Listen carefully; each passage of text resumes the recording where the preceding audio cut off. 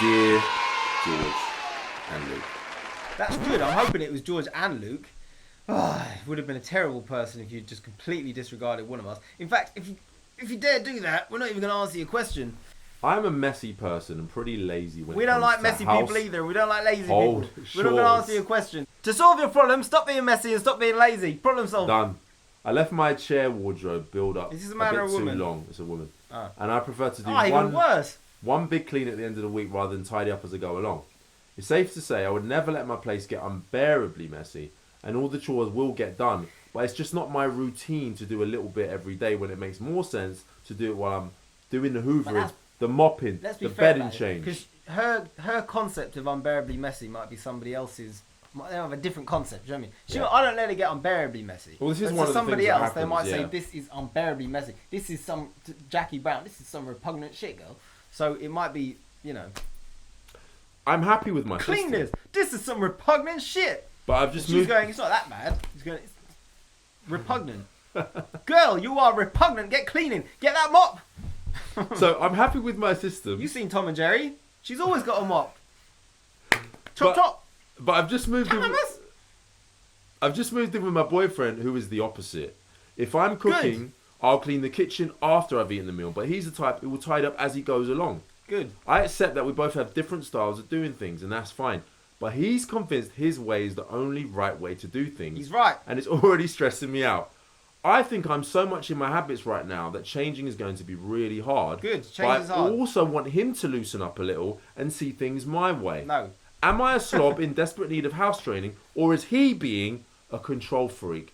Can you help George and Luke? Try it his way, and then you can go back. Okay, there's something. It's a very simple thing. You try it his way. He's moved in. He's obviously helping you out because he's actually cleaning your place. He moved into her home, didn't he? That's right. So what are you complaining about? He comes in, he cooks, and he cleans along the way. He cleans before, he cleans it during, and he makes sure everything's spotless after, so that you can see your own face in your own plate. Okay. If that's how he's doing it and he's making a contribution, you're just being a little bit lazy because you don't want to do it as well. But just be like, okay, let me just do it his way for a bit. Let's do it his way for 2 weeks. Okay? Because what tends to happen is once somebody's like, okay, they've made a conscious effort, then it's like, okay, then we can pull back a little bit. Sure. All right? We don't have to do it all the time. It's almost like Luke here does a lot of exercise. So let's say hypothetically he was like, okay, I've got George with me and we're going to do a workout every morning for an hour. I've tried, ladies and gentlemen. Believe me, I've tried. Yeah.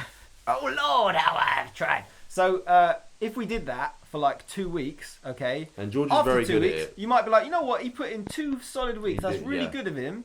And now he wants to take a day off. And then a week from now, he wants to do half an hour. He can't do the full hour. And then before you know it, it starts to even out until it starts to become about half of what it was. But it's still good. It's still good for both of you. Sure. Because, let's say in this regard, I'd be doing half an hour of exercise a day, which would be good for me. But that's still half of what I was doing at the beginning. So you might go, I'm doing an extra half an hour of cleaning a day. And that's a lot, but then after a while you're doing 15 or 10 minutes of cleaning a day, which is still more than you're doing right now. So in the end, because he's actually a good role model in this circumstance, then it's good for you. If he came in and he was a complete slob, I might be like, okay, no, you're in a But I worse just say, situation. I think it's really interesting because normally it's the other way around, isn't it? Yeah. It's normally that the woman moves in with the man, and the man's a little bit of a messy guy, right? At least by her standards. Yeah. And then she wants to fix him and clean the place and make it all nice and add that soft feminine touch. And he's got a little bit of resistance, but then he's like, oh, this is too much hassle to resist. I just let her do what she wants. You just tapped in something interesting there. Right? And then she starts to spruce the place up a little bit. So I find it really interesting that the dynamics switched here. You've got it, Luke. You've got it. The tail between the legs. You're hanging onto the tail. All right. So here's an interesting thing. So one of the reasons it's particularly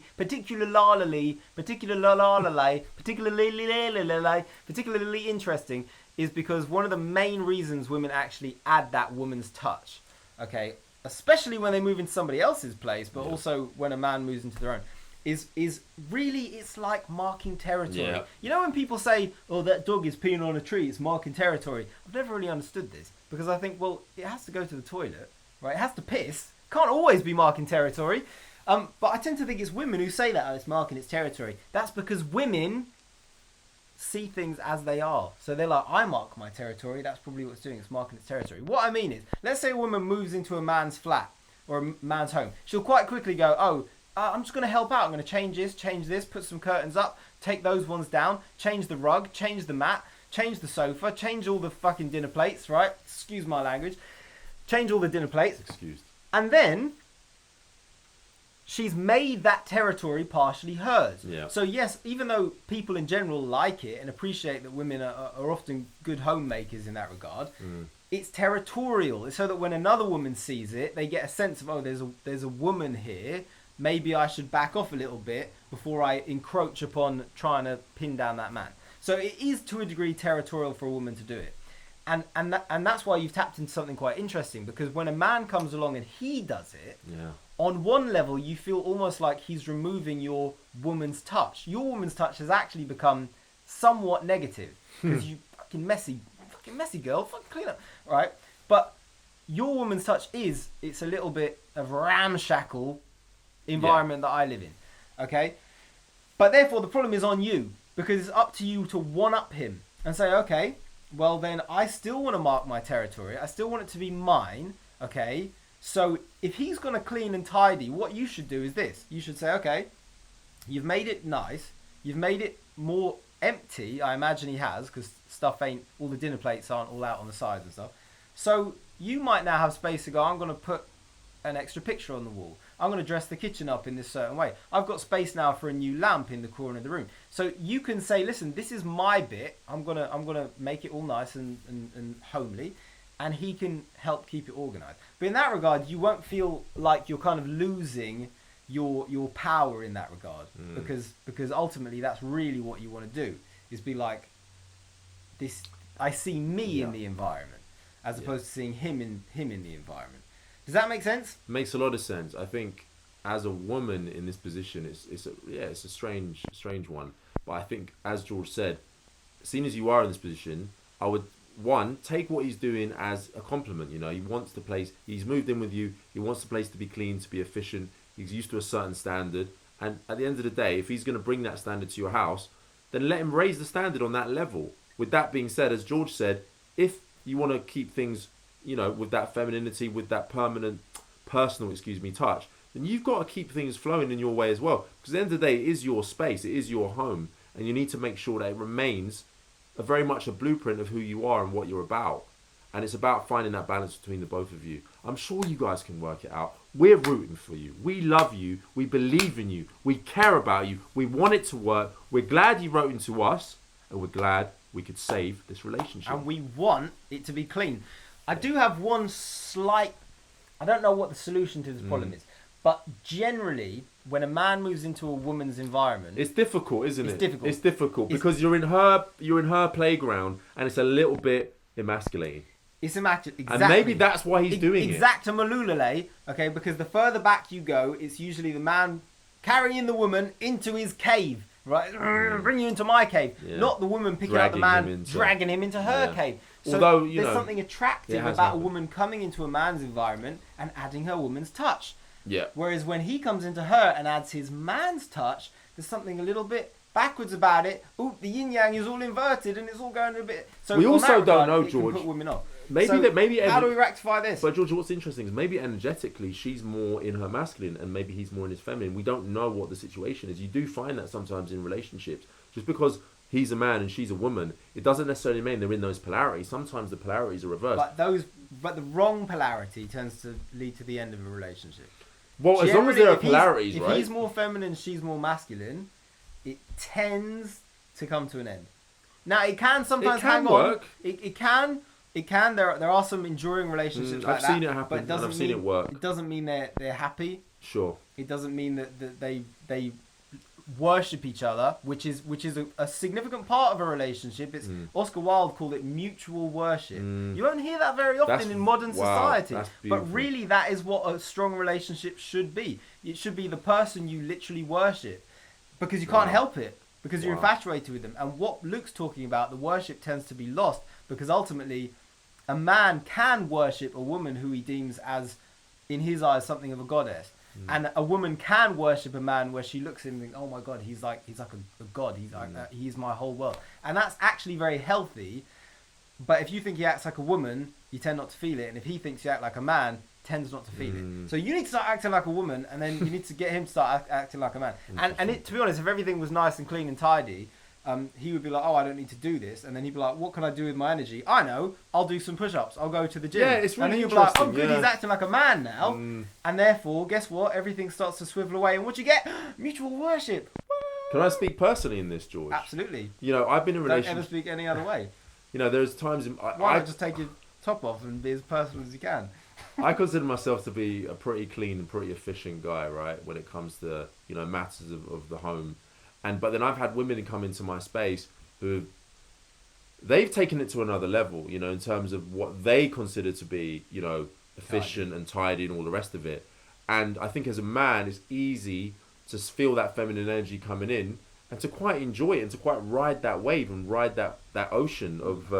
we like riding the female wave. Right?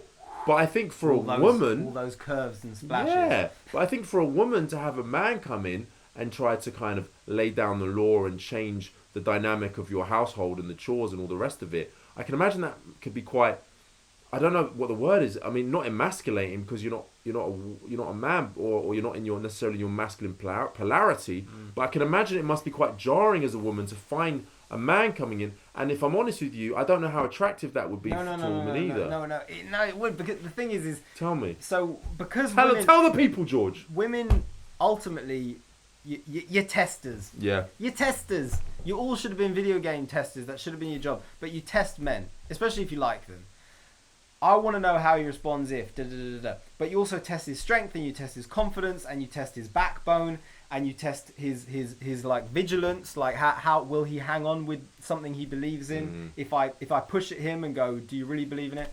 So ultimately, if he comes in and says, this is the way I think it should be, you're going to relent just to see if he'll give up on it. I'll give you a very simple example. I was dating a woman for a while, and about 3 or so weeks in, she said to me, I'm going to stop you watching so many films, because you're a big fan of films. I'm going to stop you watching so many films. No, she did. She did? No, she did. What planet was this woman on? And I instantly just laughed. And that I was like, hilarious. what? I was like, no, you're not. And she kind of got this little wry smile. But the point is I didn't even think about that until maybe a week later, and I thought, oh, she was testing me. Right now, to another man who was completely like besotted. Yeah, he went, oh, does it upset you? Oh, okay, sorry. No, I'll start watching less films. And then she'd have lost interest in that man. So ultimately, you're gonna test this guy. Is it okay? Should I write to George and Luke? But if he actually stays with it and goes, no, these are my standards. Yeah. And I'm sticking with them, then eventually you'll just go, okay, that is how he is, and I actually tried to make him crumble and drop his standards. He didn't drop his standards, so I'm actually more attracted to him, and I respect him for that. So in that regard, if you just let him get on with it, that's better. But I would also say that, you know, look, if you just pitch in a bit, then it's half the work for both of you, and it starts to become a good foundation where you actually in a bit of a team on this. Sure. And then things can grow from there. Absolutely. And I think that's the hope, and you know, I hope this works out for you. But at the same time, if you are just a bit of a lazy lady, let's be real here, and all this talk of chores and cleaning up after yourselves before you've eaten, learn to pull your weight. I mean, yeah, but at the same time, if you can't pull your weight, then I guess you weren't really that into him in the first place, you know? Because at the end of the day, if you're not going to pull your weight, he might decide that he doesn't want to be in a relationship with you because it's a bit of a deal breaker for him, and he might walk out the door. So I guess you've got to figure out and ask yourself, how important is this to you? I mean, you wrote into us, so obviously it's quite important to you. But if you clearly want this relationship to work, then maybe you're going to have to step up to the plate. And if you don't, then obviously you're not that invested. Yeah, it is a difficult... Listen, honey, we need a bit more information. We need some because I can't help but look at this from a different bunch of variables, and I almost wonder, like, So there are some women, Luke. There are some women where their fantasy, they have lots of fantasies, but they have one where they're like, if I get with this billionaire like Christian Grey guy, then we have a bunch of maids. Right. So me and him are off going to fine dining restaurants, sitting on the tops of buildings, hanging out in BDSM red rooms, right? And we don't have to worry about the cleaning. And to you, it's sort of like, well, if I see that man cleaning the house, he's doing the maid's job. So I lose attraction for him because I see him as almost a bit of a woman. But that's a fantasy, and that's not really reality. And you should be able to actually embrace a degree of femininity, which is almost a form of artistry, which is I provide a home. There's something Luke said to me. It's a sort of a thing about the way women are, which is the idea of like a man brings a woman food, he goes out and he hunts and he brings her food and she turns it into a meal. A man provides a woman with a space to live and she turns it into a home. And that's a feminine trait. Okay, a man gives a woman his seed and she turns it into a baby. Yeah. So you have an opportunity to say, well, I get to make it mine, instead of weighing upon a childhood fantasy, which is, where's the maid? I want him to be a man. I want him in a helicopter, right? And I want a maid. And therefore I'm going to be lazy until I can find a man who does that for me. Guess what? It's unlikely that he's going to be like, I want you in my castle. Like, probably not. So, get a mop, all right? Get a sponge. The Cinderella. Get some disinfectant, Yeah. all right? Clean the house. And get Tom and Jerry in that place. Yeah, it's time. Yeah, I mean, Cinderella, he saw the beauty in her, which started with her, Right. I mean, everybody has to pitch in. This is life. Let's be clear about that. All right, I want it, because some people are going to go, sexist, you're telling women to clean up. Yes, I am. Look, everybody has to clean up to a degree, and it's an incredible thing, okay? But I love this. I find it quite fascinating. Me and Luke were watching something the other day about the Japanese. You know them people over there on the other side of the planet, right? Over there on the Orient. So they were talking about how when you clean, what you're essentially doing is you're cleaning your own soul. Yeah. Okay, you're cleaning on multiple levels when you clean something, when you bring it back to a kind of a new condition. And one of the reasons why, this wasn't in the documentary, but it's to do with this. Okay, in life, you never get to be still. Stillness doesn't exist. It doesn't exist. Okay, if you sit still, for example, a room will get messier. Okay, it just will. Dust will form, cobwebs will form, the spiders will take over. Okay? And what that means is in life, you are either getting better or you're getting worse. Alright? Either you are physically getting stronger or you are physically getting weaker. You cannot ever be still. You do not ever get to hit the pause button. So when you walk into a room, you can think of it this way. Did I make the room better or did I make the room worse? You can't have left it the same. Because if you did nothing, it got worse, okay? Because if you do nothing for long enough, it gets worse. So if somebody comes into your life and they're like, I'm on the side of, I'm always trying to make something better, you can see it as maintenance, but it's not, because it is ultimately like you're making something better. Everything in life is like that. It's sort of a hard analogy because it's so broad, but it's true. That's just how the universe is. So in that regard, okay, don't stagnate because you'll be getting worse. And if he's somebody who is on the right side of the universe, who's like, okay, well, I mean, this is a science. I'm not going to go on about it too long because some people aren't that interested in this kind of thing. But scientists talk about the fact that the universe expands. That's certainly how it seems to be, and they say it is fascinating because everything expands in a certain direction. Meaning, they believe that if the universe contracted, everything in the universe would perpetually get cleaner by itself. Instead, everything in the universe perpetually gets dirtier. And it's up to us. It's almost like God went, no. Do you know, I love it. Well, expansion is life, isn't it? Expansion is life, and contraction in a way is death. Yes, yeah, you can view it that way. So the beginning of the Bible, okay, now we're not getting all religious here, don't worry. I've just got many, many interests. All of it, like anything written word 2,000 years ago, it's all very interesting. But you have to take a certain amount of interest because it shaped an entire culture. Anyway, the first thing God ever said, which is often ignored, Luke. Do you know what it was? I thought it was, let there be light. Ah, well, you're probably right. But the first thing he ever said to man, right? First thing he ever said to Adam, okay? He said, I give you this garden to dress it and to keep it. That's the first thing. Now, so many people always say like this, no, the first thing God ever said is don't eat the apple. That's not what he said. That's not the first thing he said. The first thing he didn't say was don't eat the apple. He said, I give you this garden to dress it and to keep it. What that means is, clean your house. Look after it. Look after it. I gave you the world to dress it and to keep it. Because if you don't do anything, it gets worse. Have you ever gone into a neighbourhood where no one looks after it? Oh yeah. Crap, right? Terrible. You don't want to be there. I've been to you a want to few. leave, okay? Yeah. But anybody who dresses it and keeps it, you go, oh, this is nice, isn't it? This is a home. This is a place I want to stay. This is a place I want to bring friends. Absolutely. This is a place I want to celebrate. This is a place where I feel good to be alive. So if somebody has come into your life like that, be fucking grateful that he isn't somebody who came into your life who's the opposite. Who's got no concept of how to dress it and how to keep it. Okay? You're on the right side of the universe when you're like, okay, I dress it and I keep it. Yeah. Give him a chance. Give his way a go. If it works, great. If it doesn't work, what did you lose? You just get your house back to yourself. Again, on a slightly sexist thing, in terms of what he just said, if a woman follows her man and it's better for her, it tends to make for quite a strong relationship, because he'll feel like, oh yeah, you know, she kind of takes my lead, so I get to feel a bit like a leader, which men want.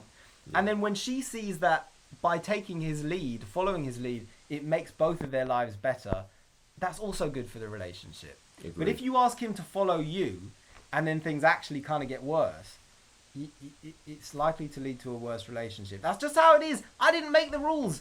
It's not my fault. I was born with a penis, but I didn't ask to be. Jesus, it wasn't like I sat there and wrote a contract and said, all right, I'll make men this way and make women this way. That's not how it works. We're just born this way. There are certain differences, and there are certain ways that the chemistry works. And the chemistry works that if you take his lead and you make your house better and you get him up and you scrub the dishes, then, you know, it might be all right. And like I said, just do it for a few weeks, and then you can dial it back a bit. Exactly. And you can adjust to something that is more comfortable.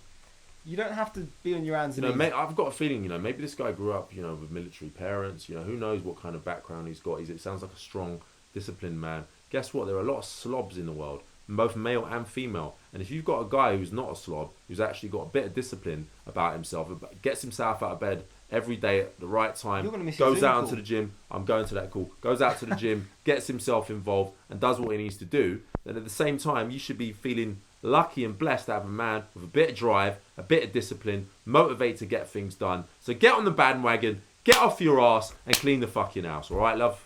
Woo! Solved. Problem.